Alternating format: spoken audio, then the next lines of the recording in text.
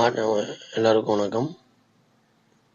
நமக்கு இன்னைக்கு நம்ம அஸ்வாஸ் ஹிஸ்டரி சேனல்ல ஆட்சியியல் நிர்வாக சீர்திருத்த கமிட்டிகளை பத்தி பார்க்க போறோம். நம்மளோட சேனலை சப்ஸ்கிரைப் பண்ணாதவங்க கொஞ்சம் சப்ஸ்கிரைப் பண்ணுவீங்க. அடுத்தடுத்து போடக்கூடிய வீடியோஸ் உங்களுக்கு நோட்டிபிகேஷன் வரும். நம்ம சேனல்ல போடக்கூடியது எல்லாமே டிஎன்பிஎஸ்சி டிஆர்பி தேர்வுகளுக்கு பயன்படக்கூடியதா இருக்கும். பாருங்க, ஃபர்ஸ்ட் ஸ்பரன்சிங் கமிட்டி அடிப்படை கடமைகளை பத்தி சொல்லுது.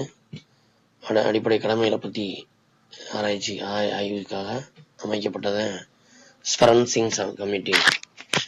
அடுத்து ஃபசல் அலி கமிட்டி மொழிவாரி மாநிலங்களுக்கு அமைக்கப்பட்டது.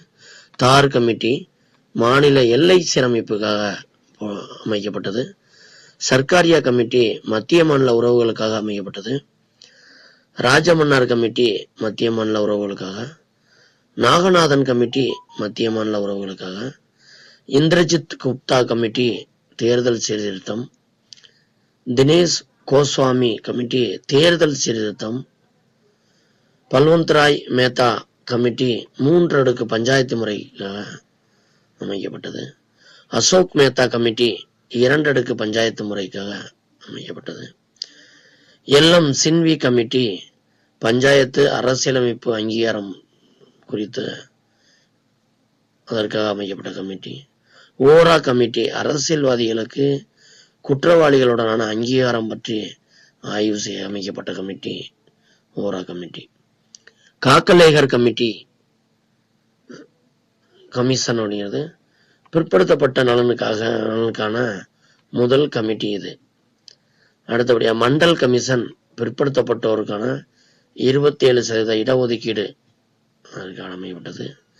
சச்சார் கமிட்டி கல்வி மற்றும் வேலை வாய்ப்பில் முஸ்லிம்களுக்கான இடம் அதற்காக அமைக்கப்பட்டது சச்சார் கமிட்டி.